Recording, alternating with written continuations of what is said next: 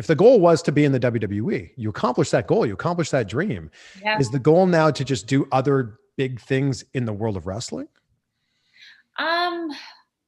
I feel like being let go really broke my heart, and it kind of for a long time took my love. Like it stole my love of wrestling.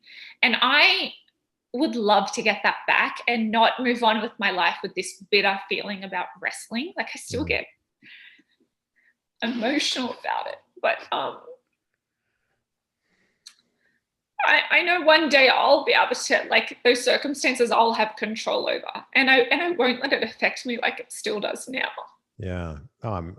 It definitely sounded like you even used the term grieving before. Like this is a big thing. This was your entire life. This is the whole reason you live in America.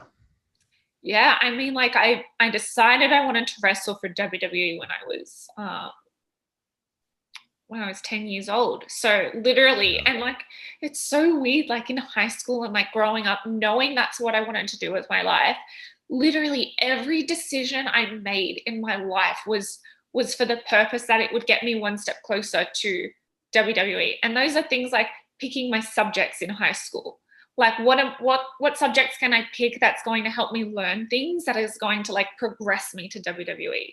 And then in the school holidays, like I wouldn't go to parties. I would like be working out. I'm like a 15-year-old girl, like working out around my house because I thought, the fitter the better. And then I would take like modeling lessons. I would do modeling competitions because like when I was growing up, it was the Divas era, and I thought I had to know how to model. I had to know how to walk in heels and how to wear a dress and how to do my makeup and my hair. And like, so I took lessons to learn how to do that so that I could just check every single box and like leave no stone unturned. Like there was nothing getting in my way. What's interesting though is so many people, both men and women, have this dream when they're younger to be in the WWE.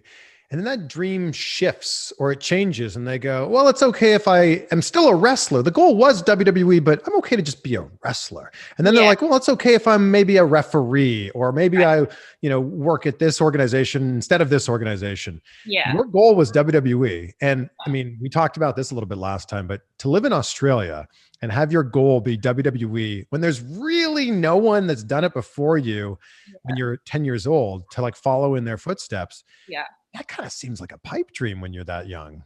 Definitely. And I was so vocal about my dreams as a kid, and I kind of got bullied for that because you're right. It sounds crazy and it sounds like it cannot be done. But I don't know what it was. I feel I was just born with this instinct inside me that said, I'm going to get what I want. Like no matter what, nothing. Like I will not let anything stop me from achieving my goal. Yeah. And it was always WWE. I didn't want anything else. Like I would pray at night to achieve my dreams. And I would always like, if something physically scared me, for example, there's this water park in Sydney and there's like this big rock that you can jump off into a pool.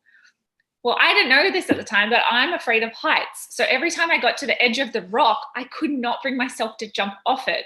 And everyone was cheering me on. And like, so I took a step back and I said to myself, if you want to be a WWE wrestler, jump off the rock.